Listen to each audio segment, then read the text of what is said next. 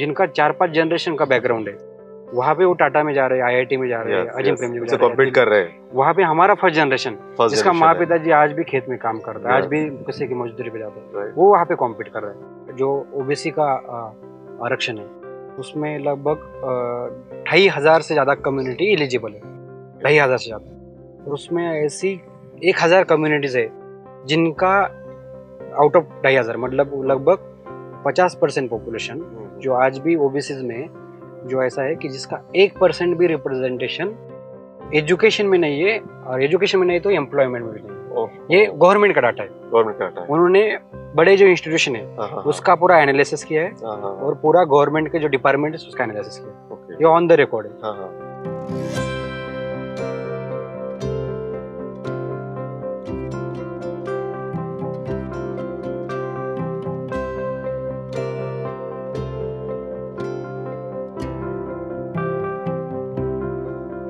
Eklavya India foundation मुख्यतः उच्च शिक्षा के क्षेत्र में काम करता है। फाउंडेशन ने करीब हजारों ऐसे बच्चों की मदद की है जो कि अपने परिवार में प्रथम पीढ़ी के शिक्षित है। ऐसे बच्चों को टिस यानी कि Tata institute of social sciences, Azim Premji विश्वविद्यालय समेत आईआईटी एवं आईआईएम में दाखिला मिला है। कई बच्चे विदेशों के नामांकित शिक्षा संस्थानों में पढ़ाई कर रहे हैं। बच्चों को सपने दिखाना, उनमें ऊंची उड़ान भरने का साहस जगाने का कार्य राजू केंद्रे कर रहे हैं। उनके इस बेमिसाल कार्य के लिए फोर्ब्स की सूची में उनका नाम भी आया। राजू केंद्रे विदर्भ के एक आदिवासी किसान परिवार से आते हैं। राजू केंद्रे बहुजन महापुरुषों को अपना आदर्श मानते हैं और डॉक्टर बाबा साहेब अम्बेडकर को वे अपना आइकॉन मानते हैं। उन्होंने बताया कि उन्होंने ग्लोबल स्कॉलर्स प्रोग्राम नाम का एक प्रोग्राम भी शुरू किया है। इसमें ये विद्यार्थियों को विदेशी शिक्षा के लिए प्रशिक्षण देते हैं। इस प्रोग्राम का उद्देश्य है अगले 10 साल में 2000 वैश्विक स्कॉलर तैयार करना।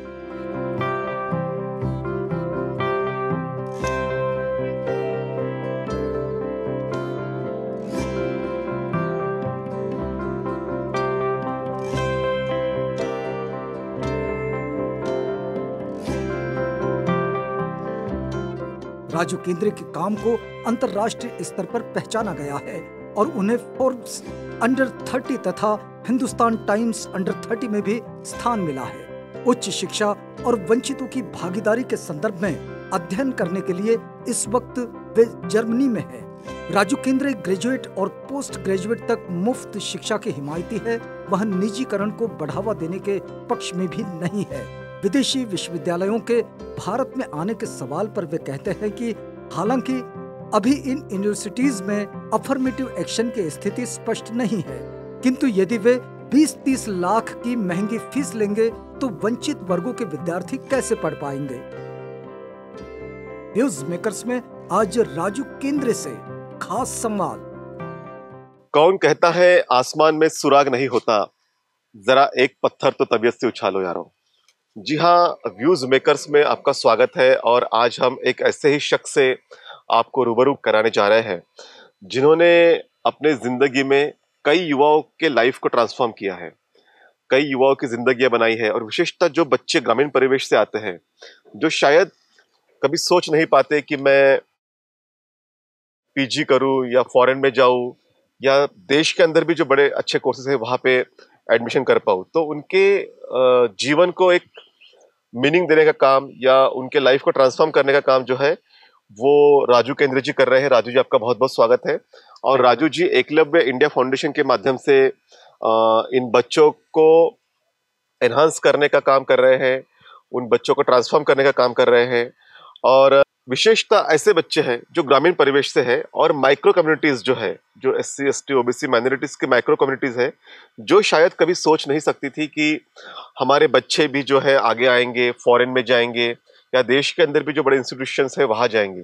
तो ऐसे बच्चों के अंदर वो एक सपना दिखाने का काम, एक विजन, एक ख्वाब दिखाने का काम जो है राजू केंद्रे जी विगत 10-15 सालों से कर रहे हैं। तो आज हम उनसे बातचीत करेंगे उनके सफर के बारे में और जानेंगे उनका आगे का ध्येय क्या है और किस तरह से आने वाले समय में वो अधिक से अधिक बच्चों को ट्रांसफॉर्म करें। सर, आपका बहुत बहुत स्वागत है। Thank you. सबसे पहले तो मैं जानना चाहूंगा कि राजू केंद्रे फोर्ब्स 30 में भी आए और उसमें जो भारत से शायद आप अकेले थे और दुनिया भर के 30 युवाओं को उसमें शामिल किया गया था, तो उसमें आपका भी सिलेक्शन हुआ।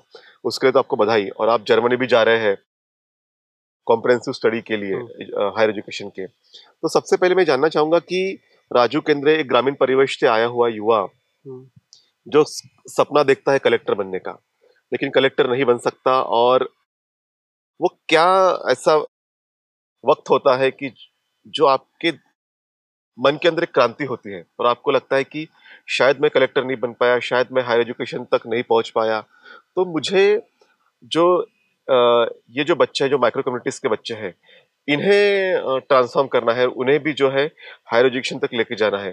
तो ये कैसा वो वक्त था? क्या वो मतलब आपके दिल में किस तरह की क्रांति हुई? First of all thank you sir. आप इतने सालों से आवाज़ इंडिया प्लेटफॉर्म जो वंचितों की, बहुजन समाज की आवाज़ बन चुका है, थैंक यू। उसके लिए आपका बहुत बहुत धन्यवाद और आपको बहुत सारी शुभकामनाएं। काफ़ी इम्पोर्टेंट सवाल है आपका कि एज ए फर्स्ट जनरेशन ऐसे फैमिली में पला पड़ा हूँ कि जहाँ पे एजुकेशन का कोई मतलब दूर दूर तक संबंध नहीं था। अच्छा।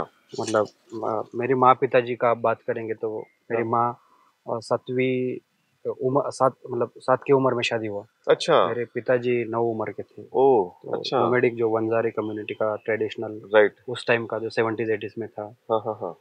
तो बट माँ का बहुत पढ़ने का मन था उस टाइम। अच्छा, मेरे ओके। ऑब्वियसली मेरे दोनों साइड के ग्रैंड फादर मदर लिटरेट थे, अंगूठा हाँ हाँ। करते थे। बट जो मेरी माँ का पिताजी का जो जनरेशन था वो unfortunately due to their socio economic constraint पढ़ नहीं पाए। बट दोनों ने भी ठान लिया था कि हमारे बच्चों को पढ़ाएंगे। तो अच्छा, दोनों भाई ओके। को हमको ग्रेजुएशन तक पढ़ाया। हाँ हाँ। जैसा आपने बोला कि मैं विदर्भ, हमारा जो रीजन है हाँ, वो यस। इकोनॉमिक डिस्पैरिटीज हाँ, एंड हाँ। एग्रीकल्चर डिस्ट्रेस, हमारे पास भी खेती है गांव में। बट बचपन से जो देखते जा रहा हूँ मैं पिताजी का एग्रीकल्चर डिस्ट्रेस या खेती में, आज भी मेरे पिताजी खेत में जागली पे जाते हैं। अच्छा। उनका एज अभी 56-7 है और उनका लाइफ का 80% लाइफ उन्होंने खेत में बिताया है। मतलब आज भी खेती में जागली पे रहते हैं। आज अच्छा। मतलब शाम को आप 9 बजे फोन करेंगे हाँ, खेत में खेत रहेंगे। में मिलेंगे। तो ऐसे डेडिकेटेड इंसान है। हाँ हाँ। बट तो बचपन से जो देखा है घर में, या थोड़ा वारकरी कम्युनिटी का भी थोड़ा सा हाँ, असर प्रभाव था था। बचपन में। राइट, हाँ।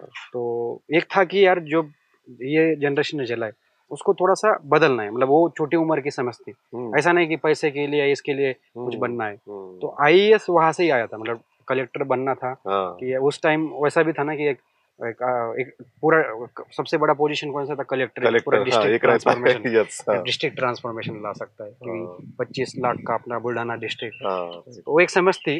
बट अनफॉर्चुनेटली मतलब मैं समाज कल्याण के हॉस्टल में रहा। अच्छा। मैं जिला परिषद स्कूल में पढ़ा, गवर्नमेंट स्कूल में। हाँ हाँ। बट 12th में एक टर्निंग पॉइंट जो आपने मेंशन किया कि 12th में जब मैं पुणे पढ़ने गया था, अच्छा। मतलब बुल्ढाना से लगभग 400 किलोमीटर दूर, हाँ हाँ हाँ। कि पुणे में जब पढ़ने गया था। हाँ हाँ। आपको पता है कि बहुत सारे बच्चे गांव से, ट्राइबल एरिया से जब शहर में जाते हैं, हाँ। नॉट ओनली महाराष्ट्र, आप बिहार से जब दिल्ली जाते हो भारत या से भी, हाँ। कोई भी मतलब छत्तीसगढ़ झारखंड का कोई गांव का बच्चा रांची जा रहा है या रायपुर जा रहा है, राइट। तो उसको जो झेलना पड़ता है पहली बार। हाँ हाँ। तो बाबा साहब ने इतिहास में कितने सारे चीजें झेली है। हाँ। तो वो आज भी अब झेलना पड़ता है युवाओं को। हाँ, तो अलग फॉर्म में समझो। हाँ, अलग जैसे फॉर्म मैं में। पहली बार पुणे में गया तो मेरा मराठी अपना वराडी है, मराठी बुल्ढाना वाशिम अकोला का यस।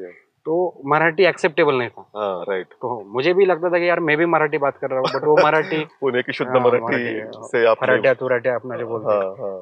तो वो थोड़ा सा कॉम्प्लेक्स था। और अच्छा, लाइफ वो में कभी ये complex था। स्टेज मिला ही नहीं कि मिला स्टेज ही पे जाके नहीं है। बात करना है। हाँ, किसी यस, मतलब लड़कियों से भी इतना कॉन्फिडेंसली बात नहीं नहीं करते कर सकते, मतलब हाँ। 12th के बाद। राइट। तो और मुझे हॉस्टल नहीं मिला अनफॉर्चुनेटली, ओके। क्योंकि मेरा था अपने इधर आर्ट्स को बहुत हल्के में लेते हैं लोग। तो मैंने बीए में, क्योंकि मुझे यूपीएससी करना था इसलिए बीए को एडमिशन लिया। मेरा साइंस में अच्छा स्कोरिंग था, 10th 12th दोनों को मेरा अच्छा स्कोरिंग था। बट आर्ट्स को एडमिशन लिया इसलिए मुझे हॉस्टल नहीं मिला। मैं पूरा कोरेगांव पार्क से लेके हड़पसर से लेके सब हॉस्टल अच्छा छान मारा था। बट अनफॉर्चुनेटली हॉस्टल नहीं मिला, कोई मेंटर नहीं था। शायद आपका जैसा कोई इंसान रहता उस टाइम कि यार राजू इधर जा उधर कर, कोई पहचान है। बट कोई नहीं। अपने बहुजन समाज के लोग शहर में जाएंगे तो कोई भोसरी में, वडगांव शहरी में, जहाँ पे लेबर लोग काम करते हैं। तो किसी को पता नहीं, मुझे फर्ग्यूसन कॉलेज ऐसा कॉलेज उस टाइम ठीक से पता नहीं था। अच्छा। उस टाइम इन पर्सन एडमिशन होता था, 2011 की बात राइट बता रहा राइट, उस समय होता था। हाँ। तो बट 6 महीने में मुझे पुणे छोड़ना पड़ा। ये सब चीजें मतलब नॉट ओनली उस टाइम मुझे लगता था कि सिर्फ पैसा का एक कारण, पैसा नहीं, कॉम्प्लेक्स कॉम्प्लेक्स, लैंग्वेज का कॉम्प्लेक्स, इंफीरियरिटी कॉम्प्लेक्स, आप किसी से बात नहीं, अपना कपड़े, आप शहर के लोगों को जज कर रहे हैं, कोई लड़का लड़के साथ में बैठ के चाय पी रहा है तो आप उतना भी अपने कॉन्फिडेंस नहीं, और आपको एलिनेट फील होता है, जो आज भी हम बात करते हैं ना कि बड़े बड़े इंस्टीट्यूशन में, IIT में दर्शन जैसा लड़का या ये क्यों सुसाइड होता है, तो इसके पीछे ये माइक्रो रीजन है। तो वो ही मुद्दा लेके मुझे लगा कि उस टाइम मैंने पुणे छोड़ा 6 महीने में। फिर मैं 2 साल ट्राइबल रीजन में काम किया और उसके बाद में टाटा इंस्टीट्यूट गया, तो उसका वो जर्नी तो मेरा मतलब ग्रूमिंग का ही रहा। वो ग्रूमिंग बट वो मुद्दा मेरे लाइफ में काफी इम्पैक्ट किया कि यार अभी भी आज भी आप देखेंगे तो हजारों लाखों बच्चे हैं जो हमारे जैसे रीजन में से शहरों में जाते हैं, फर्स्ट जनरेशन है, जिनको ये मेंटर ही नहीं मिलते उनको, वो कोई गाइडेंस भी नहीं करता। नालंदा है, एकलव्य जैसे प्लेटफॉर्म की जरूरत हर डिस्ट्रिक्ट में होनी चाहिए। राइट।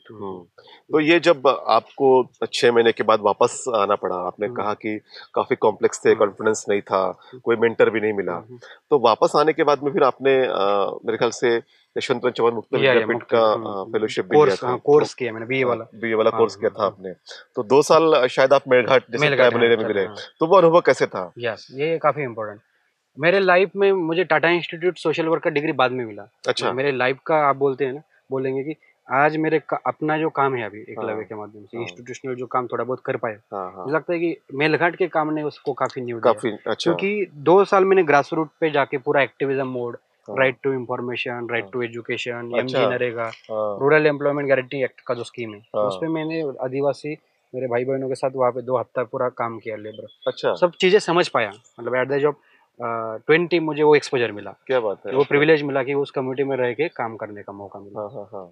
और काफी मतलब आज भी मेरे 12 साल हो गए मेरे को उस एरिया से बाहर आके, मतलब मैं हर साल जाता हूँ। अच्छा। मतलब बट मेरा वो कनेक्शन है। मुझे याद है कि जब मैं वहाँ पे प्राइमरी स्कूल में एक्स्ट्रा क्लासेस लेता था, पढ़ाता था, तब जो बच्चे तीसरी चौथी में थे, वो बच्चे आज एकलव्य के माध्यम से under grade, PG, Tata institute तक पहुंचे। ग्रेट। तो कोरको कम्युनिटी ऐसा है सर कि कोरको कम्युनिटी में आज भी आप 1% रिप्रेजेंटेशन नहीं देखोगे हायर एजुकेशन में। अच्छा, 1% भी नहीं है। जो आपने माइक्रो कम्युनिटीज का मुद्दा रखा वो बहुत इंपॉर्टेंट है। आज भी शेड्यूल्ड ट्राइब्स में ऐसी कम्युनिटीज है, PVTG का जो बात करते हैं, particularly vulnerable tribal group, right, तो उसमें भी काफी ग्रुप्स है जो आज एजुकेशन में, इवन नोमैडिक, डिनोटिफाइड ट्राइब जो क्रिमिनल ट्राइब, वडर है, पारदी है, ऐसे कम्युनिटी जो 1% भी एजुकेशन में, फॉरगेट अबाउट हायर एजुकेशन, उनका 7वीं 10वीं तक भी बच्चे नहीं जा रहे। अच्छा। हाँ, तो अभी भी ये हालत है, इसका मैंने आर्टिकल भी लिखा था। तो ऐसे कम्युनिटी से आज कोरको समुदाय से लगभग एकलव्य के माध्यम से 30 बच्चे बाहर हायर एजुकेशन निकले। बट वो 2 साल ने मेरे लिए, मैं बोल सकता हूँ कि ये मैं कॉन्फिडेंस के साथ बता सकता हूँ कि एकलव्य का जो भी एज ए इंस्टीट्यूशनल स्ट्रक्चर उभरा है, वो काफी 2 साल वो जो ट्राइबल एरिया में काम किया मैंने, वो जो समुदाय के साथ रहा, खाया पिया सब समझा, वहां से जो इंस्पिरेशन मिला काम को, क्योंकि पोटेंशियल है जो एकलव्य का, हम स्टोरी वो उस पर भी डिबेट हो सकता है कि वो कैरेक्टर पे, बट हम हर ट्राइबल एरिया में आप देखेंगे, आप सेंट्रल बेल्ट में जाएंगे तो मुझे विश्वास है कि आज आप ट्राइबल एरिया में कौन से भी जाएंगे, ये चाइना का जो स्पोर्ट्स पॉलिसी, आप अपने ट्राइबल रीजन में जाके स्पोर्ट्स का इंटरवेंशन करो, अच्छा इंस्टीट्यूशन प्लेटफॉर्म दो, अच्छा न्यूट्रिशन दो, वो ओलंपिक में सामने डबल डिजिट में आपको बोलता हूँ गारंटी देगी कि ये आपने बहुत इंपॉर्टेंट बात कही कि चाइना की स्पोर्ट्स पॉलिसी इंप्लीमेंट करनी चाहिए। नहीं, बट ये मैं मानता हूँ कि मेरिट कौन तय करेगा ना। हाँ, मेरिट कौन तय करेगा। मुझे याद है जब मैं वहाँ पे एक बड़ा तालाब था मेलघाट में, मुझे 2 महीना, मैं भी गांव से किसान का बच्चा हूँ, मुझे 2 महीना एक पूरा ये था पहाड़ से नीचे तालाब। अच्छा। तो बच्चे 25-30 फुट से ऊपर से उड़ी, अरे बच्चे का उम्र 7-8 साल जिनको मैं पढ़ाता था, मुझे 2-3 महीना कॉन्फिडेंस बनाना पड़ेगा, नीचे पूरा फील्डिंग लगाना पड़ा। अच्छा। मतलब लकड़ी वगैरह सब नहीं जाएगा अंदर, तब जाके मैंने 2 महीने बाद विश्वास। बट ये बच्चे 8-9 में 1 2 3 4 राउंड मार रहे ऊपर जाके 25 फीट पे। तो मतलब ये पोटेंशियल उनके बीच में है, लेकिन सरकार शायद देख नहीं पा रही है इनके पोटेंशियल को।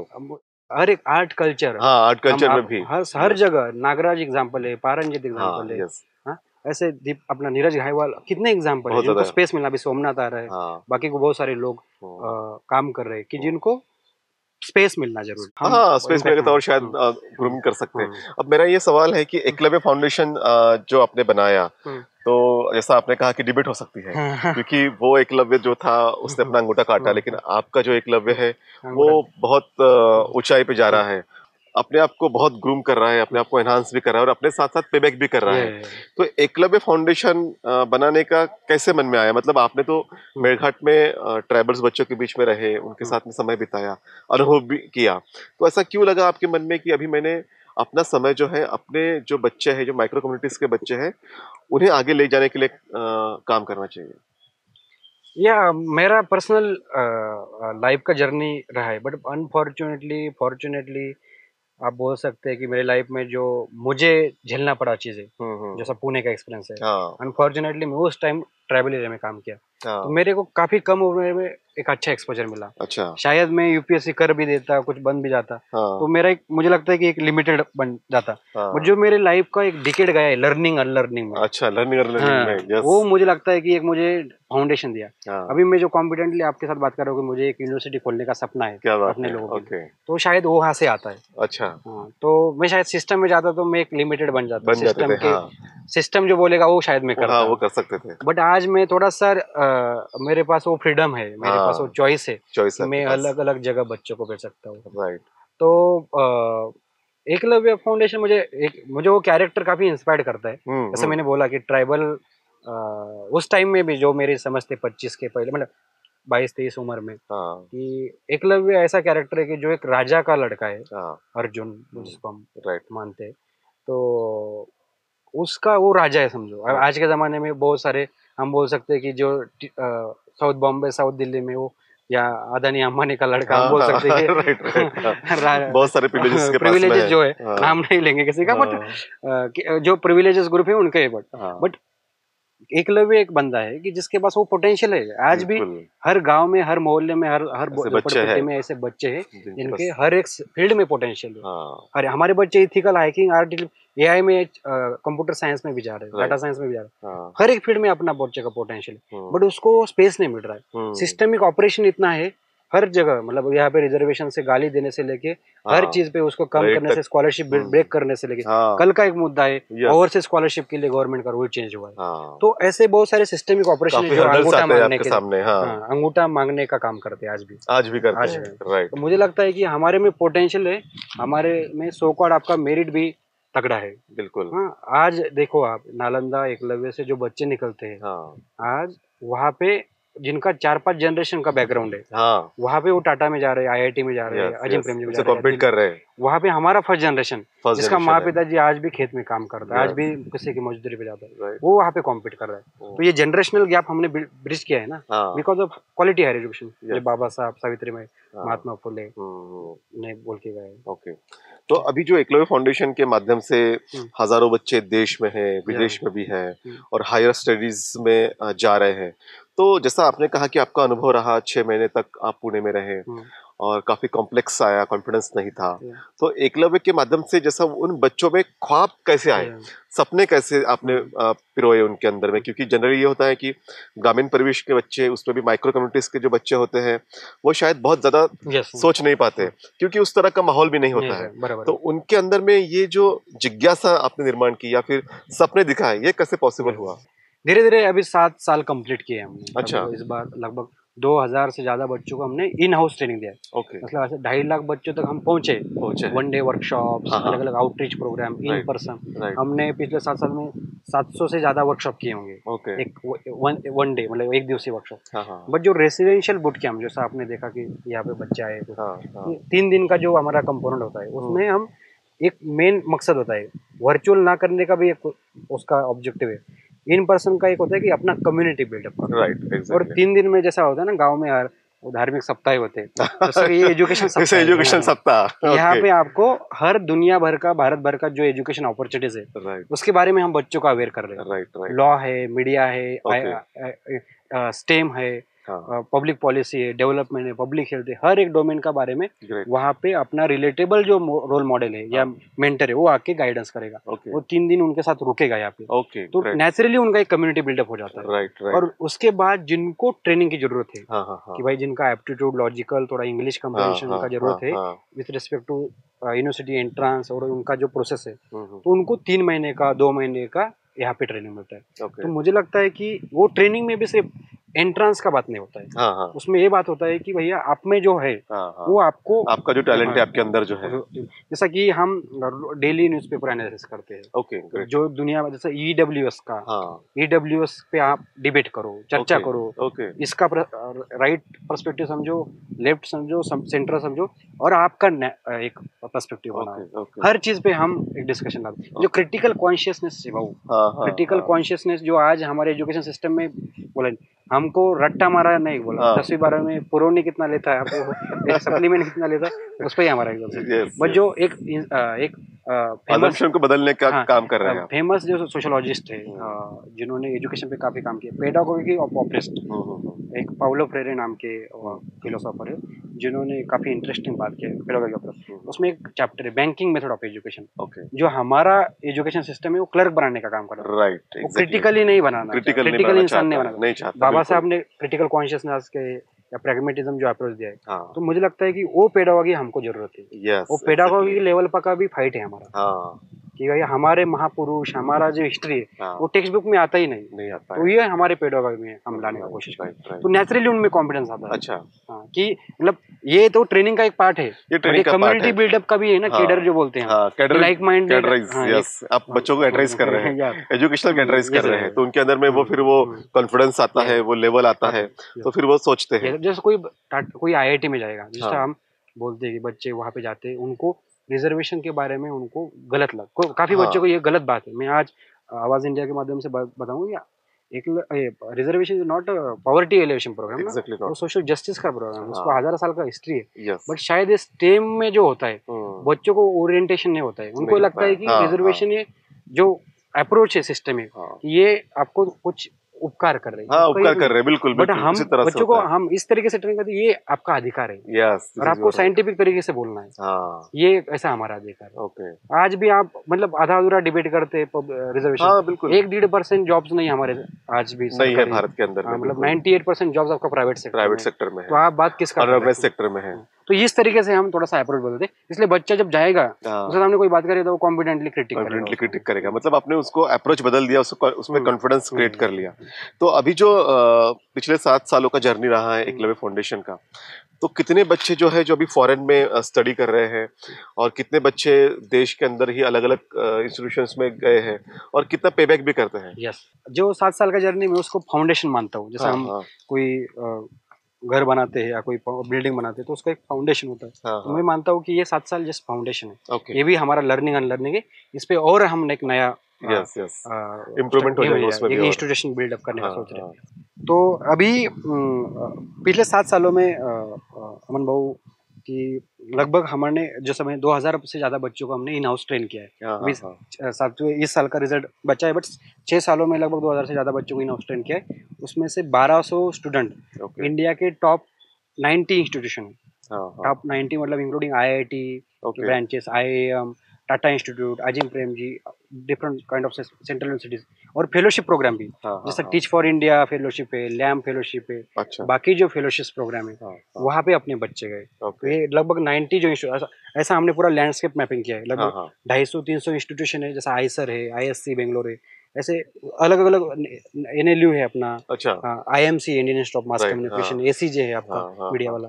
तो ये ऐसे इंस्टीट्यूशन में अगला हमारा स्ट्रेटेजी रहेगा कि अगले 5 या 10 सालों में से हर एक इंस्टीट्यूशन में, भारत भर के हर एक इंस्टीट्यूशन में एकलव्य का बच्चा आपको देखेगा, और सिर्फ टोकन लेवल पे नहीं देखा, टोकन लेवल पे double digit number, double digit में होना चाहिए। टाटा इंस्टीट्यूट में हमारे हर साल बच्चे 50 जाते हैं, या IIT में 10 बच्चे जाते हैं, तो ऐसे डबल डिजिट में आपको डबल डिजिट में जाएंगे। वही स्ट्रेटेजी हमारा, जस्ट मैं जब लंदन में गया था 2 साल पहले, तो जिंदगी में पहली बार फ्लाइट में बैठ के गया।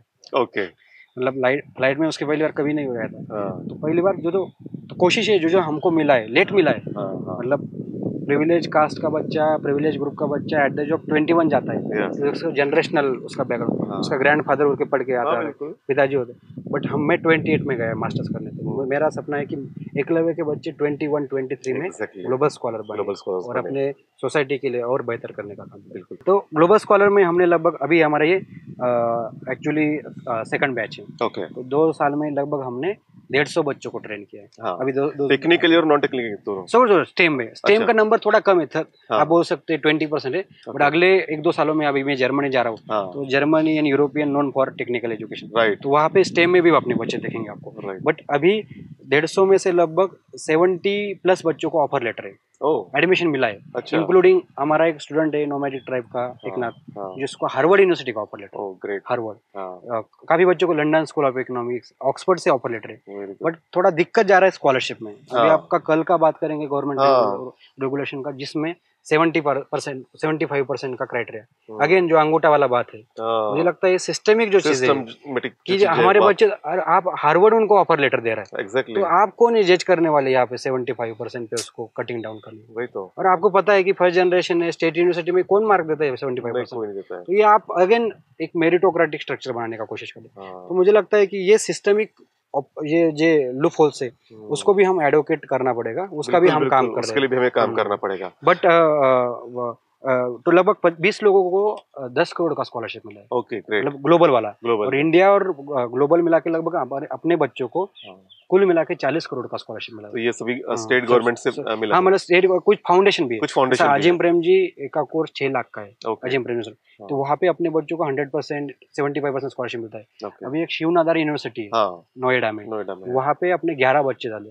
11 बच्चे जा रहे हैं इस बार। वहाँ का कोर्स लगभग 10 लाख रुपए का, मैनेजमेंट, तो वो फुल फंडेड स्कॉलरशिप दे रहे हैं। तो ऐसे different kind of trust, government, अलग अलग प्लेटफॉर्म से लगभग ये स्कॉलरशिप अपने बच्चों को मिला है। अच्छा राजू जी, मुझे बताइए कि हम जब बात कर रहे थे कि आपने जो ग्रामीण परिवेश से बच्चे यहाँ पे पढ़ने आए हैं, अलग अलग इंस्टीट्यूशंस में गए हैं, विदेशों में 20 बच्चे पढ़ रहे हैं और भारत के अलग अलग इंस्टीट्यूशंस में भी है, तो ये माइक्रो कम्युनिटीज की हम जब बात कर रहे हैं, तो माइक्रो कम्युनिटीज में कितने कम्युनिटीज है और किस तरह के बच्चे अलग अलग समूह से, क्योंकि भारत में तो हजारों जातियां हैं, तो कैसे आपने इनको रिप्रेजेंटेशन दिया है? रिसेंटली एक जस्टिस रोहिणी कमीशन का एक रिपोर्ट है, उसमें बात किया है कि जो ओबीसी का आरक्षण है, उसमें लगभग 2500 से ज्यादा कम्युनिटी एलिजिबल है। 2500 से ज्यादा, और उसमें ऐसी 1000 कम्युनिटीज है जिनका आउट ऑफ 2500 मतलब लगभग 50% पॉपुलेशन जो आज भी ओबीसी में जो ऐसा है कि जिसका 1% भी रिप्रेजेंटेशन नहीं है, एजुकेशन में नहीं है, और एजुकेशन में नहीं तो एम्प्लॉयमेंट में भी नहीं है। ये गवर्नमेंट का डाटा है, उन्होंने बड़े जो इंस्टीट्यूशन है उसका पूरा एनालिसिस किया है और पूरा गवर्नमेंट के जो डिपार्टमेंट है उसका एनालिसिस किया है, ये ऑन द रिकॉर्ड है। तो हमारा एक कोशिश है विद इन शेड्यूल ट्राइब भी, आप देखते हैं कि मैंने कोरको एग्जांपल दिया, या अपना कोलाम ट्राइब है, पीवीटीजी, हमारे पास रेयरली अभी 5-10 बच्चे आ चुके हैं, तो हम कोशिश कर रहे हैं कि वहाँ पे ट्राइबल रेसिडेंशियल स्कूल में जाके वहाँ से बच्चे कैसे मिले। Same with in schedule caste में भी बाबा साहब की वजह से एक मोटा मतलब कि होलिस्टिक, मैं खुद नोमैडिक हो, सेंट्रल ओबीसी में आता हूँ, बट मेरे इंस्पिरेशन बाबा साहब, सावित्री माई, महात्मा फुले है।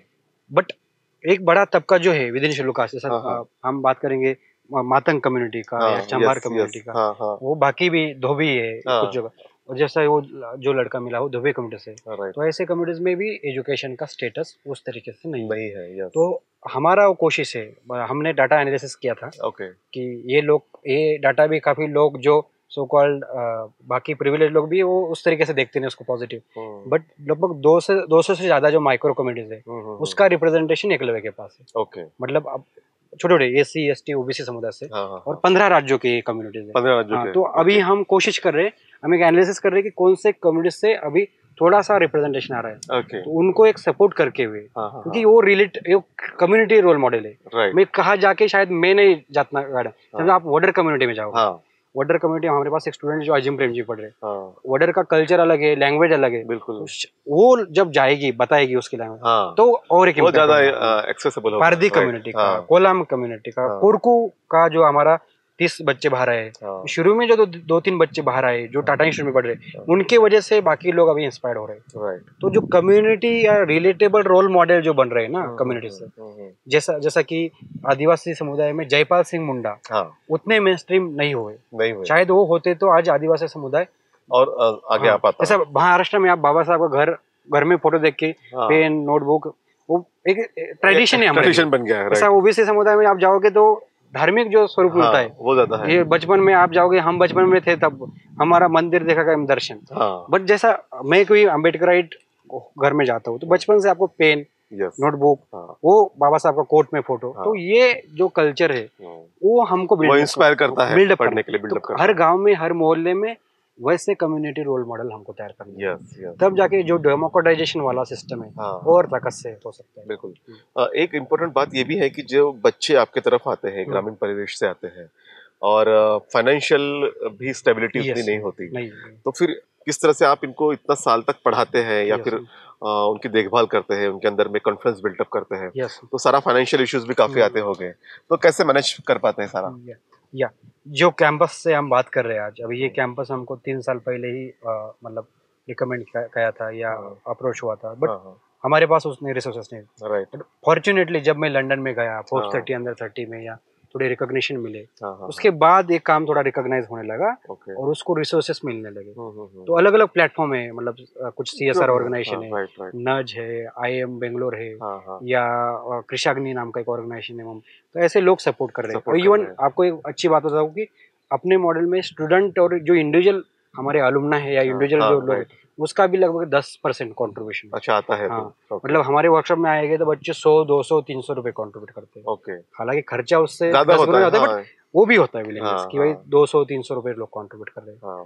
तो ये एक मॉडल बिल्डअप करना है कि जैसा ये जो ग्लोबल इंस्टीट्यूशन आपको ग्लोबल एक्सपोजर की, ग्लोबल इंस्टीट्यूशन उनके अलुमनाई का बहुत बड़ा रोल हो जाता है। जो उनके माजी विद्यार्थी वो काफी लोग, तो हम ऐसा एक कैडर बनाने का प्लान है। एक फर्स्ट जनरेशन है, उसको एक स्ट्रगल है अपना फाइनेंशियल, बट हम कोशिश कर रहे हैं कि वो एक कम्युनिटी बिल्डअप करे कि जो लोग ये ऑर्गेनाइजेशन कंटिन्यू करें। हम मराठी में बोलते हैं कि विद्यार्थ्यांसाठी चालवलेली चळवळ, और लोगों ने भी सपोर्ट करना चाहिए आपको। या बिल्कुल, क्योंकि ये अल्टीमेटली मैं बोलता हूँ कि नालंदा है, एकलव्य है, ऐसे प्लेटफॉर्म हमको हर डिस्ट्रिक्ट में होना चाहिए। क्योंकि इंडिया इतना बड़ा देश है, आप यूरोप का कंट्री लेके उठाओगे तो एक नागपुर का सिर्फ सिटी का पॉपुलेशन बन जाएगा। तो इतना बड़ा विशाल देश है, वहाँ पे लगभग 30% आबादी शेड्यूल कास्ट शेड्यूल ट्राइब है, 80% लगभग अपन बहुजन समाज है यहाँ पे।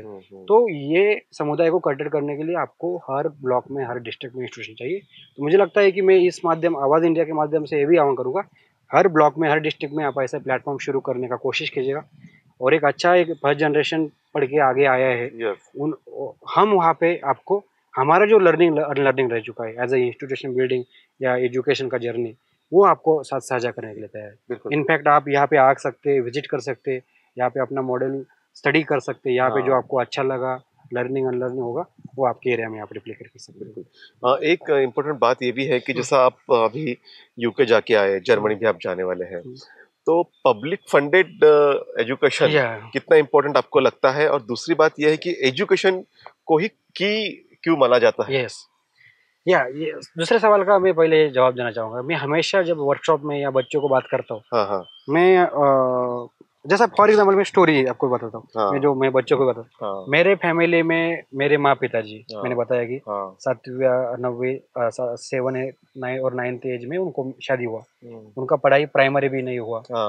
मेरे पिताजी आज भी सिग्नेचर ठीक से नहीं कर पाते।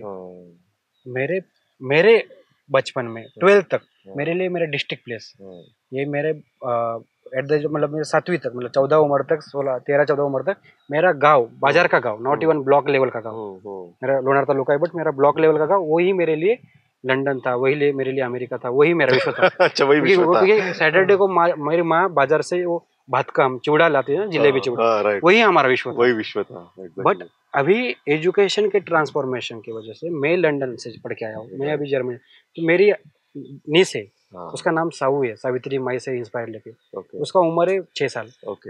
5 मैं जब 2 साल पहले आया था, 1 साल पहले वापस आया था, तो पूरा कॉन्फिडेंटली बोलते हो उसके फ्रेंड्स को, तो उसके बच्चे भी पूरे अपने गांव से बोलते मेरे अंकल ने लंदन से मेरे लिए पेन लाया। तो जो ट्रांसफॉर्मर देश मेरे उम्र में, मेरे टाइम 18 तक मेरा डिस्ट्रिक्ट ही पूरा, अभी उसको एट द एज 5 उसको पूरा लंदन ग्लोबली वो उसका भी सोच रही है, वो ऑक्सफोर्ड सुन रही है, वो मैं उसको बुक ला रहा हूँ, कुछ स्टोरी बुक ला रहा हूँ। तो वो जो मुझे लगता है ट्रांसफॉर्मेशन ये बिकॉज ऑफ एजुकेशन। बाबा साहब के लाइफ में भी जो रोल रहा है, मतलब कोलंबिया है या एलएससी है, एजुकेशन। और आज आप देखिएगा, आज के जमाने में दुनिया में, भारत में सबसे कंटेम्पररी लीडर जो है बाबा साहब, राइट, ये बिकॉज ऑफ मुझे लगता है एजुकेशन। और कह के गए हमको, तो मतलब तो और ये मालकम एक्स है, नेल्सन मंडेला है, इनके कोड भी आप देखेगा, education is the powerful tool of transformation. तो और लो एम इज द क्राइम, वो भी कहते हैं ये लो। तो ये मुझे लगता है कि ये मैंने एक एग्जांपल दिया। तो मैं हमेशा मजाक में जो जनरली रिजर्वेशन एंट्री रिजर्वेशन का बात करते हैं अच्छा। मैं उनको बोलता हूँ, मतलब ये थोड़ा सा हाइपोथेटिकल होता है, बट मैं उनको बोलता हूँ ठीक है रिजर्वेशन का आपका डिबेट है, आप पूरा एजुकेशन केजी टू पीजी जो एजुकेशन है और पब्लिक हेल्थ, दो डोमेन को आप पूरा यूनिवर्सलाइज कर दो। यूनिवर्सलाइज मतलब जहाँ पे अदानी अंबानी का लड़का भी पढ़ेगा, जहाँ पे हमारा स्लम का बच्चा ना, वो एक ही स्कूल में पढ़ेगा, तब जाके हम उस पर बात करते हैं। यहाँ पे 1-1.5-2% गवर्नमेंट जॉब्स नहीं, और आप रिजर्वेशन के खिलाफ बातें करते हैं ट्विटर पे, लिंक्डइन पे। तो मुझे लगता है कि मैं तो काफी ये हो भाऊ, एजुकेशन किसी का नहीं, हम भी हमारे प्रोग्राम में 1-2% नॉन मार्जिनलाइज ग्रुप को भी एंट्री देते हैं, क्योंकि हमको कहा है कि भाई एजुकेशन, किसको लगता है कि अपने आइडियोलॉजी पे बिलीव है, किसी को लगता है हमारे काम पे, तो हमको उसको डिनाई नहीं करते। बिल्कुल बिल्कुल, स्टोरी का हमको हेट्रेड नहीं किसी के बारे में, बट हमारा ये कहना है कि भैया हम यहाँ पे 80-90% है, तो हमको हर जगह वो स्पेस चाहिए। बिल्कुल, वो आप क्यों नहीं एक्सेप्ट करते? तो एजुकेशन ये सबका अधिकार है, एजुकेशन यूनिवर्सलाइज होना चाहिए। एजुकेशन और हेल्थ ऐसी चीजें है भाऊ कि यहाँ पे हर चीज को क्वालिटी एजुकेशन। यूरोपियन कंट्री जो हम ह्यूमन डेवलपमेंट इंडेक्स का बात करते हैं, मानव विकास निर्देश, आज हम 130 पे। आप पैसा कितना ही कमाओ, आप इकोनॉमी 5 बनो, 1 बनो, बट आपका देश का बच्चा एक अच्छा एम्प्लॉयबल नहीं होगा, एक अच्छा भविष्य नहीं देगा, तो आप किस डेवलपमेंट का बात कर रहे हैं? आज ह्यूमन डेवलपमेंट में आप 130 पे। हाँ, आज अपने से ज्यादा बांग्लादेश आगे जा रहा है। तो ये हमको तय करना पड़ेगा, क्योंकि एजुकेशन हेल्थ का जब तक स्टेटस नहीं बढ़ेगा कंट्री का, तब तक अच्छा ह्यूमन रिसोर्स, अच्छा नेशन बिल्ड नहीं कर पाएंगे। बिल्कुल सही बात है। एक इम्पोर्टेंट मेरे को बात और भी ये करनी है कि जैसा कि आप अलग अलग तरह के युवाओं को मेंटर करते हैं, आपके क्लासेस में, क्योंकि जैसा कि हमारे भारत में काफी बार बार ये बातें होती है कि महिलाओं या फिर हमारे जो बच्चियां होती है, उनको बारे में काफी रेस्ट्रिक्शंस होता है। इंडिया में विशेषता होता है, और ग्रामीण परिवेश में तो और ज्यादा होता है। पढ़ने के लिए तो उनके लिए माहौल बिल्कुल भी नहीं होता। तो ऐसे में आपके इस मेंटर प्रोग्राम में बच्चियां कितने आती है? यस, काफी इंपॉर्टेंट सवाल है अगेन, कि बाबा साहब ने इसमें काफी इंपॉर्टेंट कोट कहा है कि जिस समाज में महिलाओं का प्रगति होगा, वो समाज और बेहतर होगा, तरक्की करेगा। तो ये अनफॉर्चुनेटली मैं आपको बताऊंगा कि आप गढ़चिरौली में जाओगे या आप ट्राइबल में जाओगे, तो आपको सेक्स रेशियो जो है वो हमेशा 1000 से ज्यादा दिखेगा। अच्छा, क्योंकि वहाँ पे फीमेल फेटिसाइड नहीं होता है। अनफॉर्चुनेटली मैं आज ऑन कैमरा बोलता हूँ, मैं जिस कम्युनिटी से आता हूँ, वहाँ पे फीमेल फेटिसाइड का एक जमाने में बहुत ये था, 10 साल 15 साल। आप न्यूज में देखे होंगे, बीड़ का एग्जाम्पल, आप डॉक्टर भारत के कई कोने में आज भी है। तो ये जो हमारा मानसिकता है, ये पैट्रियार्कल सोसाइटी है, वो स्ट्रक्चरल जो हम बात करते हैं, हमारे पुराने बुक्स में भी ये सब चीजें लिखी। तो इसमें हम उसके डिबेट में जाएंगे नहीं यहाँ पे। मुझे लगता है कि ट्राइबल से हमारे यहाँ 60% स्टूडेंट आती है, गर्ल्स स्टूडेंट। अच्छा, ट्राइबल में, बट शेड्यूल कास्ट में भी बहुत अच्छा representation. Unfortunately OBC, Kunbi Maratha, जो थोड़ा सा लैंड होल्डिंग कम्युनिटी, जहाँ थोड़ा पैसा है, वहाँ पे रेस्ट्रिक्शन मुझे ज्यादा दिखता है। हम थोड़ा साइंटिफिक स्टडी कर रहे हैं उस पर, बट बहुत सारे केस में हमको, एक केस में तो हमको केस, मतलब हमारे पे पुलिस केसेस करने को तैयार था। अच्छा, कि वो लड़की का बहुत मन था, वो लड़की का नाम नहीं लूंगा, बट अजीम प्रेम जी में आज पढ़ के अभी जॉब लगाया उसको, मिलके गई हमको, बट उसके अभी 1-2 साल पहले वही उसके पिताजी उनके एजुकेशन के खिलाफ थे। अच्छा, हाँ, तो आज मतलब वो अच्छा 3-4-5 लाख का पैकेज कमाएगी, अच्छा कर रही, और उसके और लड़कियों को इंस्पायर कर रही। बिल्कुल। तो ये हमको मेरा बहुत दुख के साथ में कहता हुए कि जो हमारा ओबीसी समुदाय स्पेशली, उसको ये समझना होगा कि जब तक आप गर्ल्स एजुकेशन में इन्वेस्ट नहीं करोगे, तब अपना भविष्य इतना बेहतर नहीं होगा। वो जो हमारे में है ना बचपन से, कि लड़का पैदा हुआ तो पेढ़ा, लड़की पैदा हो गई जिलेबी। हाँ, ये कितना मतलब आपका ये मानसिकता है ना। तो ये बदलना की मानसिकता है, वो जाने में समय जाएगा, हमें ही काम करना पड़ेगा उसके लिए। बिल्कुल। आपके पास तो कई सक्सेस स्टोरीज होगी आपके इंस्टीट्यूशंस की, लेकिन ऐसी कोई स्पेसिफिक सक्सेस स्टोरी आपकी कि जो आपको लगा था कि शायद ये बच्चा नहीं कर पाएगा और उसने कर दिखाया? नहीं, बहुत सारी है ऐसी। बहुत सारी है, क्योंकि सभी बच्चे ऑलमोस्ट उसी बैकग्राउंड से आते हैं। मुझे लगता है कि मतलब मैं ये इस पे काफी बिलीव करता हूँ। आप इसको मेरा थॉट बोल सकते हैं, या कि मुझे आप एकेडमिकली मैं कभी भी 10वीं 12वीं के मार्क किसी को पूछता नहीं, डिग्री में कितना मार्क। अच्छा। आपको 40 से, अभी ये 10वीं के वर्कशॉप के बच्चे थे, उसमें एवरेजली 40-50% वाले बच्चे थे। और उसमें अलग अलग पोटेंशियल है। कभी पूछते नहीं हम फॉर्म में आपको कितना। हमारे फॉर्म भी आप देखोगे, गूगल फॉर्म हमारा इंटरव्यू, वो जो सिस्टमिक होता है उसको देख के हम, मतलब जो उनका होता है एडमिशन वाला, वो उसके लिए कभी कभी लेते। बट हमारे फॉर्म में अभी किसी को भी, जब हम बच्चों को सिलेक्ट करते, कभी हम 10वीं 12वीं के मार्क या डिग्री के मार्क पूछते हैं, हम उसका विलिंग पावर देखते हैं। ये इंपॉर्टेंट बात आपने कही, विलिंग पावर क्या है। पे बैक वाला मुद्दा देखते हैं कि कितना रिजिलियंट है, कितना पढ़ने का मन है उसका, वो देखते हैं। ऐसे बहुत सारे उदाहरण है जिनको मैं बात करना चाहूंगा। जैसा स्मिता है हमारी, जो को फाउंडर है एकलव्य में, जो नोमैडिक ट्राइब से बिलोंग करती है, और स्टूडेंट थी 2017-18 में, जब एकलव्य मैंने एक पायलट, एक सावित्री ज्योतिराव समाजकार्य महाविद्यालय है यवतमाल में, वहाँ पे मैंने पढ़ाना शुरू किया था। तो वहाँ उसका जर्नी एकलव्य में आप देखेंगे, she was student, then volunteer, then team member, आज वो को फाउंडर है। हम जो 4 को फाउंडर है, स्मिता, प्रशांत, आकाश, उसमें से Smita and Akash was student of pilot batch. मतलब एकलव्य में ऐसे बच्चों को लीडरशिप पोजीशन में लाया है, वो आए जो स्टूडेंट है, वॉलंटियर है, टीम मेंबर है, को फाउंडर। तो वो खुद उसको यूके के 3-4 यूनिवर्सिटी से एडमिशन मिला है। शिवनिंग में जो स्कॉलरशिप मुझे 2 साल पहले मिला था, उसका उसने इंटरव्यू दिया है 2 बार। हार्वर्ड का उसने एक एस्पायर लीडरशिप का प्रोग्राम किया है। तो वो एक एग्जाम्पल है। जैसा हम गर्ल्स एजुकेशन की बात कर रहे हैं, वो पढ़ी नहीं है, उसके एरिया से, उसके भाई अभी पुणे में पढ़ रहे हैं, उसकी बहनें अभी फेलोशिप में काम कर रहे हैं, उसके गांव में, उसके एरिया में वो she is a role model. अच्छा। हाँ, तो और एग्जांपल है किशोर बेठेकर, जो हमारे ट्राइबल कम्युनिटी से आता है, जो कोरकू का मैंने बात किया, जो मैं जब मैं मिलघाट में काम कर रहा था, वो 4th क्लास में पढ़ता होगा। अभी वो टाटा इंस्टीट्यूट में जो BSW किया उसने यवतमाल में, जब हम वो 6 साल पहले एकलव्य में आया था। उसने BSW किया, उसने मास्टर्स किया टाटा इंस्टीट्यूट में। अभी वो होशंगाबाद में एक ऑर्गेनाइजेशन है, वहाँ पे लगभग 4-5 लाख का पैकेज लेकर काम कर रहा है। He is a role model. उसको ट्राइबल कम्युनिटीज, कोरको कम्युनिटीज में एजुकेशन का क्या अटेनमेंट है, उस पर PhD करना है ब्रो। तो ये मुझे लगता है कि वो आप बात करते शायद 5 साल पहले, तो आप सोचते नहीं, बट उसका भी रेजिलियंस है। और वो अकेला नहीं है, उसने उसके पीछे उसके गांव से 15-20-25 बच्चों को, अच्छा, मतलब जो बच्चे यहाँ पे आते हैं तो अपने एरिया में जाके, गांव में जाके बाकी बच्चों को ये करते हैं। मतलब तो जनरली बाहर का ऑर्गेनाइजेशन टोकन लेवल पे 2-4 केस स्टडी बताएगा। आपको बिठाएंगे तो आपको एक स्टोरी जो यूनिक होता है, इंडिविजुअल स्टोरी है, इंडिविजुअल स्टोरी हो सकती है। बिल्कुल, मैं इसलिए कहा कि स्टोरीज तो काफी हो सकती है। जितने बच्चे आपके पास में सभी स्टोरी के पात्र हैं। अभी एकनाथ जो आ रहा है, वो कल आएगा यहाँ पे मास्टर्स का कोविड कैंप को, मेंटर मास्टर, उसका मैं 10 साल से जानता हूँ, क्योंकि मेरे गाँव के बगल वाले गाँव से है, और वो है नोमैडिक ट्राइब्स। उसका आज भी पत्रे का घर है, पत्रा है उसके घर पे। माँ पिताजी इलिटरेट, अच्छा, मतलब बाय एजुकेशन, वो बहुत ही ये लोग है, मेहनती लोग है, बट एजुकेशन बिल्कुल नहीं। वो लड़का हार्वर्ड यूनिवर्सिटी में एडमिशन मिला उसको। अच्छा, ओके, ग्रेट। जहाँ पे हमारे सूरज भाई, तो हार्वर्ड है, मतलब दुनिया का सबसे टॉप चीज है, जहाँ से आज भी 100 नोबेल प्राइज निकले। इंडिया में सिर्फ 10 नोबेल, अभी पूरा इतना बड़ा कंट्री, तो वहाँ पे वो बच्चा एजुकेशन में एडमिशन ले पाए। तो ऐसे बच्चे जो, यही लोग रिलेटेबल रोल मॉडल जो बाहर कि ये अपने अपने कम्युनिटी के रोल मॉडल बनते हैं, वही लोग इंस्पायर करते हैं। उसके गांव से भी 8-10 बच्चे अभी बाहर निकल रहे हैं। तो जो बच्चे आपके पास में है, उन सबके गांव से बच्चे आ जाते हैं, हाँ, शायद वो प्रेरित हो जाते हैं पढ़ने के लिए। कुछ बच्चे शायद नहीं जाके बोलेंगे, पर उनको देख के नेचुरली लोग आते हैं। तो ये पे बैक वाला जो है ना, वो नेचुरल, मतलब ये जो हमारा नेचुरल है। वी स्टार्ट, मतलब हमने एक 7 बच्चों के साथ शुरू किया, 7।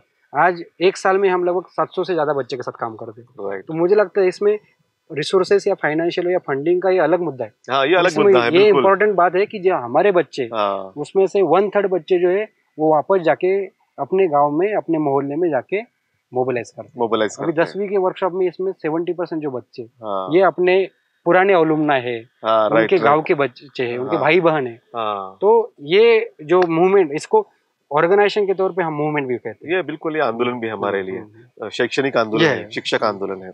अब मैं एक अंतिम सवाल पे आऊंगा आपके साथ में कि जैसा कि आपने इतना सारा ट्रांसफॉर्मेशन किया, आपके बच्चे भी रोल मॉडल है, ये जानना चाहूंगा कि आगे का विजन क्या, जैसा आपने कहा Yes. कि यूनिवर्सिटी का फॉर्मेशन आपने सोचा है, तो क्या विजन है कि आने वाले जो साल है इसमें कितने बच्चे और पढ़ेंगे आपके इंस्टीट्यूशंस में और आगे जा पाएंगे?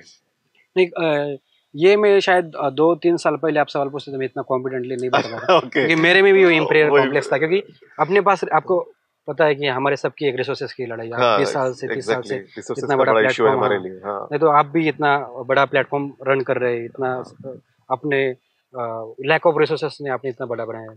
मुझे तो 7 साल ही हुए, हाँ, बट अनफॉर्चुनेटली मुझे लंदन जैसा प्लेटफॉर्म मिला, शिवनी हाँ, मिला, फोर्ब्स 30 अंदर, रॉयल, बहुत सारे अपॉर्चुनिटीज मिले हाँ, जिसको मैं अपने कम्युनिटी के Fortunately लिए, मिले। हाँ, लिवरेज कर पा रहा हूँ, हाँ, अपने समुदाय के लिए yes, उसको काम में लगा रहा हूँ। तो मैं अभी दावे के मतलब कॉन्फिडेंटली बोल सकता हूँ कि मेरा जो अभी मेरा है कि मैं अभी 30 का हूँ। मैंने हाँ, सोचा है कि अगले 30 साल डेडिकेटली मैं education education and education education, इसी पे काम करेंगे। और हायर एजुकेशन काफी इंपॉर्टेंट टूल है हाँ, जहाँ पे exactly. हम जो डिसीजन मेकिंग स्पेसेस है, हाँ, वो जैसा higher मीडिया में education आपको आती है, है, ऑक्सफैम yes, का रिपोर्ट है लास्ट ईयर का, हाँ, 1% भी रिप्रेजेंटेशन आज SC ST OBC समुदाय ने, बिल्कुल, आपको एक भी अपना बहुजन समाज का पत्रकार, जर्नलिस्ट, एडिटर नहीं दिखेगा। नहीं दिखेगा, आप बिल्कुल, जुडिशियरी में बात करो, हाई कोर्ट, हाँ, सुप्रीम हर कोर्ट जगह में, पे वही है, आप एकेडमिया में बात करो, IIT IIM में हाँ, आज भी 12 IIM में आपको शेड्यूल ट्राइब एक भी PhD स्कॉलर, हाँ, एक भी प्रोफेशनल। तो मुझे लगता है कि हायर एजुकेशन वो टूल है जो ये डिसीजन मेकिंग स्पेसेस में अपने बच्चों को, पॉलिटिक्स से एक अलग है, पॉलिटिक्स एक अलग हाँ, एक different डिसीजन ये है, है, हाँ, बट मीडिया एक इम्पोर्टेंट टूल हाँ, है, एकेडमी एक इम्पोर्टेंट टूल है, yes, पॉलिसी इम्पोर्टेंट है, ब्यूरोक्रेसी, हर जगह हमको डिसीजन मेकिंग स्पेसेस में अपने लोग चाहिए। अपने लोग तो मुझे लगता है चाहिए, एजुकेशन एक मतलब ये जो है इंक्लूसिवनेस हर जगह चाहिए अपने को, yes, डाइवर्सिटी, इक्विटी, इंक्लूजन का जो बात कर रहे डाइवर्सिटी, हैं। हाँ, तो मुझे लगता है कि कास्ट काफी ब्लाइंड है वहाँ पे, हाँ, तो हाँ, मार्जिनलाइज कम्युनिटीज का रिप्रेजेंटेशन काफी कम है। तो हाँ, मुझे लगता है कि अगले 10 साल में मैं ऐसा देख रहा हूँ कि लगभग मोर देन, मतलब अभी तो 1000 बच्चे से ज्यादा गए, 10,000 बच्चे हम, ये जो मैंने 250-300 इंस्टीट्यूट का बात किया है, हाँ, भारत भर में राइट, और ग्लोबली कम से कम 1000 बच्चे आपको हाँ, दिखेंगे कि एकलव्य के ग्लोबल स्कॉलर प्रोग्राम से ऐसे इंस्टीट्यूट में आपको दिखेंगे। बिल्कुल, मैं आपको ये ऑन कैमरा बोलता हूँ कि आप 7 साल 10 साल बाद जब हार्वर्ड में जाओगे हाँ, तब आपको एकलव्य के 10 बच्चे वहाँ पे क्या दिखेंगे। बात है, ये बहुत आप अच्छा, ऑक्सफोर्ड में जाओगे तो आपको 10 बच्चे दिखेंगे, yes, मिनिमम मिनिमम, मिनिमम बात करो। तो ये एक सपना है, एक सपना और है, लॉन्ग टर्म सपना जो है, yes, मैं 20 साल के अराउंड बोल सकता हूँ, हाँ, मेरे 50 में या 2045 तक हाँ, मैं बोलूँगा कि एक ऐसा यूनिवर्सिटी चाहिए, ऐसा इंस्टीट्यूशन चाहिए। महाराष्ट्र में हमको एक लेगेसी है, बाबा साहब ने पीपल्स एजुकेशन सोसाइटी, राइट, अपने डॉक्टर पंजाबराव देशमुख, वो भी हाँ, बाबा साहब के कंटेम्प्रेरी थे, यस, बाहर पढ़ के उन्होंने शिवाजी शिक्षण संस्था, हाँ, और उधर कर्मवीर भाऊराव पाटिल कर्मवीर के, अण्णा भाऊराव पाटिल, उन्होंने रयत शिक्षण संस्था। हाँ, तो ये एक अपना लेगेसी है। यस, ये तो legacy दुनिया अपना, भर में का जो कंटेम्प्रेरी एजुकेशन है, हाँ, जैसा अब ChatGPT का बात हो रहा है, AI का बात हो रहा है, यस, यस, क्रिप्टो का बात हो रहा है, हाँ, और अलग अलग डोमेन में, लिबरल आर्ट से अलग अलग मीडिया है, कल्चर। तो मुझे लगता है कि सेंट्रल जो बेल्ट है अपना, हाँ, फॉर्चुनेटली हम ऐसे एरिया में बैठे हैं, ऐसे भी एरिया से बात कर रहे हैं कि जहाँ पे ये सेंट्रल जो बेल्ट है अपना वो कैटर कर सकते हैं, मतलब Chhattisgarh, Jharkhand, Orissa, right, right, right, Gondwana है हाँ, अपना, आंध्र, ये सारा ट्राइबल मार्जिनलाइज जो मार्जिनलाइज्ड कम्युनिटी बेल्ट है यहाँ पे, तो मुझे लगता है कि अगले 20 साल में ऐसे भी एक डेमोक्रेटाइज करेंगे इंस्टीट्यूशन को, ना कि सेंट्रलाइज। सेंट्रलाइज हर एक करेंगे, जगह इंस्टीट्यूशन खोल के एक चेन ऑफ इंस्टीट्यूशन बना के हर साल, मतलब शायद तब तक लाखों बच्चों तक एक इम्पैक्ट हो सकता है। एक सपना है, उसके लिए कोशिश है। यूरोप भी जा रहा हूँ तो शायद वहाँ पे जो स्टडी कर रहा हूँ higher education in inequality, comparative analysis, Europe का है, जर्मनी का है, इंडिया का है, वहाँ पे जो क्या अच्छा काम हो रहा है, वहाँ पे कौन काम कर रहा है, उनके साथ कोलैबोरेशन करके अपने बच्चे कैसे उसका लॉन्ग टर्म में बेनिफिट ले सकते हैं, वही कोशिश रहेगी। बिल्कुल, ये राजू भाई की एक बहुत महत्वपूर्ण कोशिश है और एक कोशिश में हमेशा सफल हुए, सक्सेसफुल हुए हैं, और आप भी इन्हें सपोर्ट कीजिए, क्योंकि ये जो सोच है ग्रामीण परिवेश से आया हुआ युवा, और वो भी माइक्रो कम्युनिटी से आए हुआ युवा ये इस तरह की सोच रखता है और अपने रोल मॉडल्स जो है बाबा साहब हो, सावित्री माई हो, महात्मा फुले हो, इन रोल मॉडल्स के सहारे वो आगे जा रहा है। और मुझे लगता है कि एकलव्य फाउंडेशन के माध्यम से आज तो हजारों बच्चे पढ़ रहे हैं अलग अलग जगह पे, और इनका एक ख्वाब है कि आने वाले समय में लाखों बच्चे पढ़े, इंस्टीट्यूशनल वे में वो जाए और एक यूनिवर्सिटी भी स्थापित करने की उनकी योजना है। तो आप भी जरूर सपोर्ट करें। और ये जो एक आंदोलन है, शिक्षा का आंदोलन है, जो शिक्षा का ख्वाब हमारे नायकों ने देखा था, उसी शिक्षा के ख्वाब को आगे बढ़ाने का काम राजू केंद्रे जी एकलव्य फाउंडेशन के माध्यम से कर रहे हैं। आप भी उन्हें सपोर्ट करें। और राजू भाई, मैं जाते जाते सिर्फ एक अंतिम संदेश हमारे समाज के लिए, इंक्लूसिव सोसाइटी के लिए लेना चाहूंगा, क्योंकि बार बार ये दिक्कत होती है कि डिस्क्रिमिनेशन का बात आता है या फिर मेरिट की बात आती है। तो इंक्लूसिव सोसाइटी कैसे बने, क्योंकि अपर कास्ट के भी जो प्रोग्रेसिव लोग हैं वो कोशिश तो करते हैं, लेकिन सभी लोग ये कोशिश करें कि हमें भारत को एक बेहतर भारत बनाना है, एक अच्छा लैंड बनाना है, देश बनाना है, क्योंकि भारत भगवान बुद्ध की भूमि है और जहाँ से समानता, मैत्री, बंधुभाव का संदेश पूरी दुनिया में जाता है। आप भी दुनिया में जब जाते हैं तब ये बातों का हम देखते हैं, लेकिन भारत में ये बातें हमें कम नजर आती है। तो एक इंक्लूसिव भारत बनाने के लिए हम क्या करना चाहिए? मैं हमेशा मानता हूँ, जब तक ये भागीदारी वाला मुद्दा है, यस, जो पिछड़ा समाज है, ये हमको मानना है। मतलब बाबा साहब के साथ, इवन महात्मा फुले जी के साथ भी उस टाइम के पुणे के ब्राह्मण्स साथ में थे, इवन सोशल मूवमेंट भी काफी योगदान रहा है। तो मुझे लगता है कि कोलैबोरेटिव एफर्ट्स, एक अलाइशिप होके ही हम सॉलिडरिटी लेवल पे काम कर सकते हैं और देश को बेहतर, मतलब अल्टीमेटली जो हम बोलते हैं ह्यूमन डेवलपमेंट का जो बात किया है हमने, मुझे लगता है कि जब तक ये डरी रहेगी, आप दुनिया की टॉप 5 इकोनॉमी है, बट जो अमीरी और गरीबी वाला जो गैप रहेगा, यूरोपियन कंट्रीज में अमीर लोग है, बट इतना गैप नहीं है, बिल्कुल। मतलब इंडिया में आज सिर्फ 1% लोगों के पास लगभग वो जो बात करते हैं 90% का प्रॉपर्टी, कितना बड़ा इनइक्वालिटी, बहुत ज्यादा इनइक्वालिटी है। मतलब ये हमको ब्रिज करना है, ये कलेक्टिव रिस्पॉन्सिबिलिटी, डिस्ट्रीब्यूशन करना चाहिए। और ये मुझे लगता है कि ये ऐसा कोई एक्सक्लूड हम ये जो बात कर रहे हैं, ये देश अल्टीमेटली ह्यूमन रिसोर्स जो बात कर रहे हैं, ये जो हम काम कर रहे हैं ह्यूमन रिसोर्स कटेक्ट कर रहे हैं, ये देश का ही बेहतर बनाएंगे। ये कहा, मतलब ये अल्टीमेटली देश के काम के लिए आएगा। ये बिजनेस में जाएंगे, पॉलिसी में जाएंगे, डेवलपमेंट में जाएंगे, हेल्थ में जाएंगे, ये देश के लिए कंट्रीब्यूट कर रहे हैं। तो आपने जो कहा है कि हिस्टोरिकली यहाँ पे शहरों को बनाने का, यहाँ पे हर एक इंडस्ट्री बनाने में यहाँ के मार्जिनलाइज कम्युनिटीज का बहुत रोल है, बट उसका भागीदारी उतना नहीं, तो उतना ही कंसर्न हमारा है, उसके लिए ही अपना काम है। तो मुझे लगता है कि ये जो हम कर रहे हैं वो डायरेक्टली प्रोपोर्शनेट है नेशनल डेवलपमेंट।